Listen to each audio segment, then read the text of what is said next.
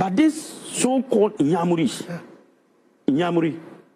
the Igbo man is called Inyamuri in Hausa. Oh, Nazu. Inyamuri. I see. Inyamuri. Ooh.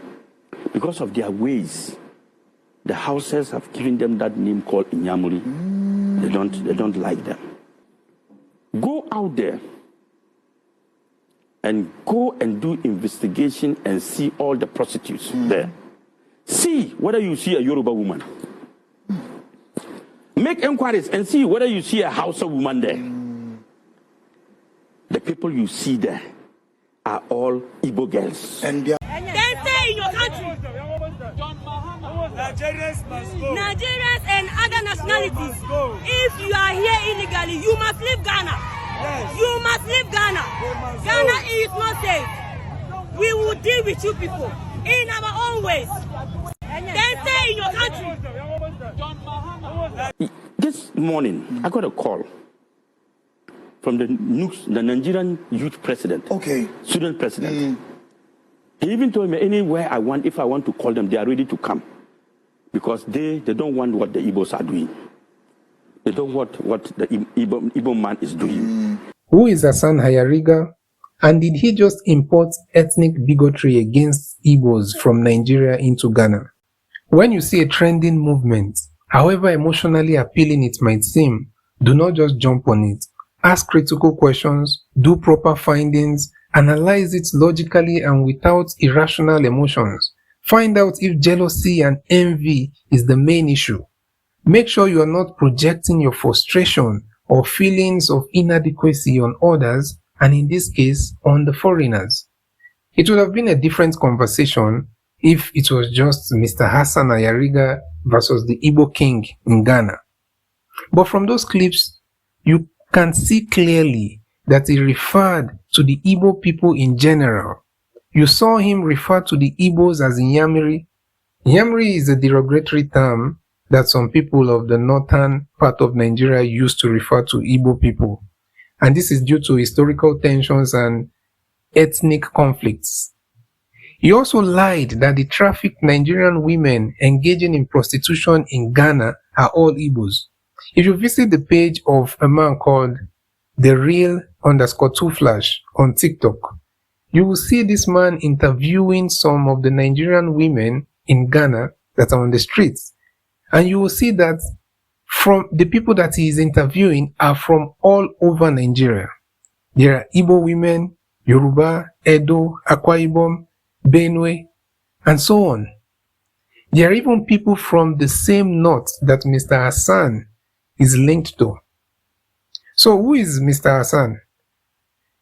Hassan Ayariga, born on the 4th of September 1972, is a Ghanaian accountant and an unsuccessful 2016 Ghanaian presidential aspirant. Is the founder of the All People's Congress, APC. Now the one for Nigeria is All Progressive Congress and is also APC. And these two parties have the symbol of the broom on it, on their logo, or on the flag. Now the one for Nigeria was founded in 2013, while the one for Mr. Hassan was founded in 2016. So you can do the math and tell where he got his inspiration from. Now, Ayariga spent his childhood in Accra and Boku. Boku is his hometown. That is somewhere in the northeastern part of Ghana, where they have several religious, they have Christians and Muslims. They have other tribes. They also have Hausa and Fulani, which are also tribes of the north in Nigeria.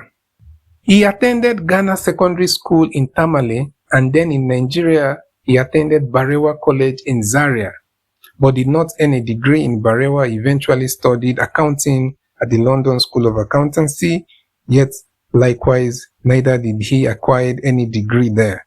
Well, from this, you could tell that this man has lived in Nigeria, and he lived in Zaria, which is in the northern part of Nigeria, which is also a Muslim majority state in the northern part of Nigeria.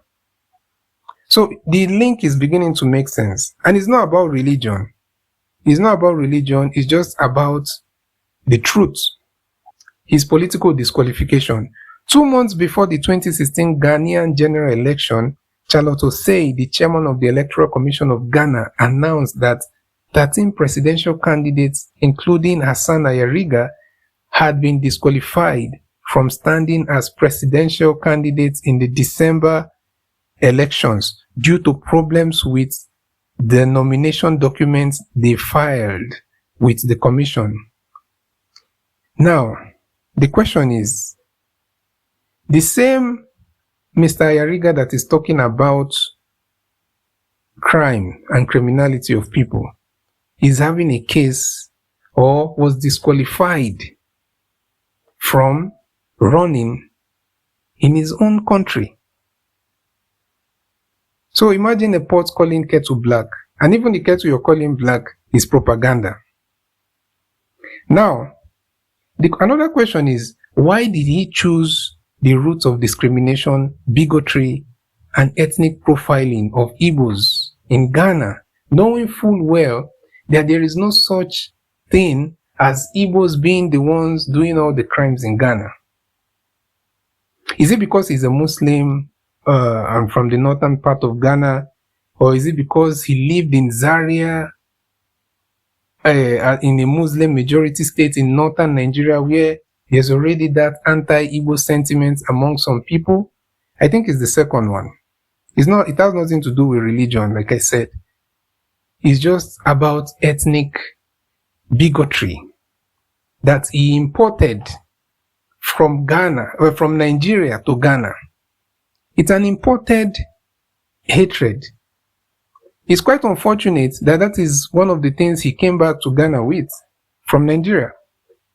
And a lot of it is probably because he lived in the north, where some of those elites, because it's not about the general people most of the time. It's these elites, whether in the northern part of Nigeria, some of them or most of them, are the ones, or let's say many of them, are the ones pushing this division and this hate among the people to create bases for themselves, for the politicians. Some of them, they feel like the only way they can get to power is to divide people and make sure that they secure their own base. Also, it seems he's trying to do the same thing that a lot of APC politicians have been doing in Nigeria. Since APC came to power, or since they started in 2013, it's something like it's their pattern. Many of their politicians, or some of their politicians, it has been their pattern to use this tribal sentiment and this divisive rhetoric in their campaigns. It seems like they have to divide people and they have to do this us versus them. And especially against the Igbos. They've been doing this. So it seems like this man wants to import this, he's trying to import the same strategy in Ghana against the same Igbos. Maybe because he's trying to, he has to do that, but he doesn't want to do it against Ghanaians because he's not yet in power. So he had to look for the people that he feels like they are easy targets, which is the same people that have been victims of discrimination and bigotry in Nigeria. So those are the same people he tries to now come and reinforce that bigotry on them in Ghana. And that is so unfortunate. But it seems like that's what he's trying to do. So if somebody like this if someone that is running for the office of president of Ghana can be like this to other people, other Africans, because of whatever, imagine how is it going to be when he's in power? How can Ghanaians even be comfortable or even be sure that he's not going to also divide them? Nobody knows. And I'm not speaking for Ghana. Ghana knows it's their choice. So that is the same thing going on. So nobody, is it just genuine hatred for Igbos, or because what's the point of doing that in Ghana? Is it to get support from some tribal bigots in APC of Nigeria? Because APC is still the ruling party now in Nigeria. And many of their politicians are known for this ethnic bigotry, dividing Nigerians, us versus them. And particularly, it has been against the Igbos in many cases, especially in the western part of Nigeria or the northern part. And the people keep on sometimes falling for this. Not all of the people, but many of the people fall for this, mostly because of poverty, lack of education. So this Mr. Ayariga cannot say it's all about the Igbo king in Ghana, because if it's about the Igbo king in Ghana, he would have just focused on the man.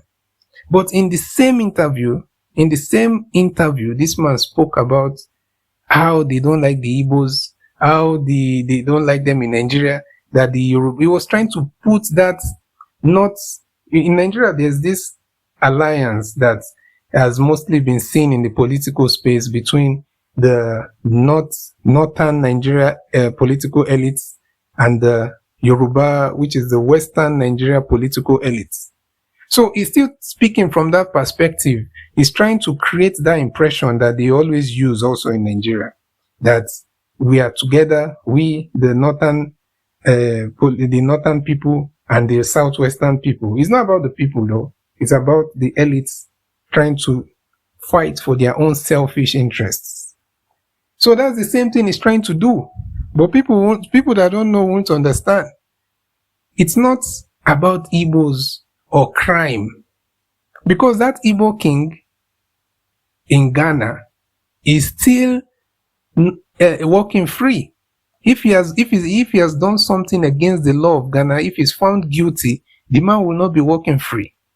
Mr. Hassan cannot say that he is the Supreme Court judge of Ghana and he knows everything, because Ghana has a system that functions. And if somebody is a criminal, that person will be brought to book. So it's not about the Igbo king. Now, the Igbo king argument is a different thing. I feel like the major problem he had is the glamour. And personally, I'm not a fan of all those big titles or whatever, especially when you're outside your homeland. Because if he just calls himself a representative or just a king or maybe the chief of his people, or the one representing his people, people like these political opportunists will not use that to come in and stir up the emotions of the masses or some of the people of Ghana. So that's another topic. But even at that, why now accuse people of criminality just because of your own agenda? And this is what has been going on. Like, if you look at the woman screaming and saying it's criminal, if you ask these people, how many people from Ghana has been criminal towards you, and how many from Nigeria has done criminal things towards you, you'll be surprised that almost all, if not all, are people from their own country that have done them wrong. But you see, it's easy to convince someone who is suffering or who is poor that another person is their problem. Because instead of giving them solutions, instead of talking to them and offering solutions to issues or addressing policies, or talking about what you're going to do differently, how you're going to bring people, you want to use the easy route, which is to cause tribal or xenophobic situation in the country, which is divide, blame this person, attack this person. This is the problem. You can't see successful Ghanaians on the streets or in any country. You can't see the successful people on the street protesting against another group of people for economic reasons. Now, it doesn't mean that there are nobody, that you won't find any foreigner doing anything wrong in any country. There are. But if you meet those people, deal with them according to their crime. Deal with them according to their crime. do not tribalize, do not ethnicize it or tribalize it, because don't forget this thing going on between different countries also happens in the same country among tribes. It's just a bigger issue. Now, if you catch any foreigner, deal with that foreigner according to the crime that he has committed, according to the laws of your land. Do not use that wicked, inhumane narrative to cast the whole country that person is coming from as criminals. You forget that your people are also outside. You forget that at some point you also want to travel out. So imagine if the same thing is done to you. You might say, oh, in this case, it doesn't matter because maybe Nigerians are many. Don't forget that the only difference between you and Nigeria is population. It's population. But your people are also everywhere. But because these Nigerians are more, Nigeria is a country of over 230 million. So definitely you have Ghanaians in Nigeria, but maybe you have more Nigerians in Ghana just because of population difference. So you shouldn't now call people criminals. Be objective. And even as someone that is going to another country engaging in crime, even if you're just one, there's also that thing of people, if you find that one of your own is doing something, do not just let the authority look for that person. Try to call that person to order immediately. And if that person is refusing, you should separate that person from you. This is now to anyone that is in a foreign land. Separate that person from your people because you already understand how the world is growing, increasingly divided. So you shouldn't now risk the reputation of your entire group because of a few. So it's either you call, if those people refuse to change their ways, or just make sure you separate yourself from them. Separate yourself from them totally. Yes, so that's a discussion for another time. But this is the reason why it's not good to just jump on trend. Because these guys, these political opportunists, they know people are suffering. They know that a lot of the masses are going through hardship. And it's very easy to tell them that it is the foreigners or these other people are the ones doing you. Have you ever wanted to go to start a business and a foreigner stopped you? Is the foreigner not paying taxes? Is the foreigner not also contributing to the growth of your economy by employing maybe the locals? There are some cases whereby it will be understandable for you to criticize a foreigner if, for example, they are not paying taxes in your country, or if they are not hiring the locals. That is wrong. Nobody will support that. But if they are hiring the locals, and if they are not stopping you, maybe they say you want to buy a land and you say, oh, the foreigners have bought all the lands. Or maybe you want to marry and they say the foreigners have married all the women. But people cannot talk about that because they know that's not the issue. If you ask these people that are marching on the street and saying, no, you go back to your country, you are doing this and that, ask them, okay, how has this guy stopped you from progressing? He won't be able to tell you. He will say, oh, they are doing the business of this and that. Okay, this same person does not have even a dime to start a business. They won't complain. You don't have the money to start a business. It doesn't mean you can't have it. You can have that money. You can look for that money the same way maybe that foreigner looked for money, and you start that business. Now, if it's something that is affecting that you cannot progress because of that, and you're trying to have a conversation, I support that. Have a conversation with the foreigners. If you guys need to have an agreement of a particular place they should be and all that, there are things that are constructive discussions to look for solutions than just blind hate. Blind hate is the problem. If it's something that is affecting the country, your country's well-being, maybe if it's about crime, as long as it is detailed and as long as it is objective, as long as it is clear, it's not accusations, it's not allegations coming from hate and jealousy, then you have to deal with it. If you need to, if it's a group of 50 foreigners that you've confirmed that these guys are criminals, you can treat them according to the law of your land. Whatever it is, if it's imprisonment, if it's deportation, if it is whatever that your law says, because no foreigner should go to another country and expect not to be judged by the law of that country. But that is not the case in most times, or sometimes that's not the case. So sometimes it's all about just putting your frustration on others. So guys, I will see you next time. Please like this video if you haven't, subscribe to this channel if you haven't, and I will see you next time.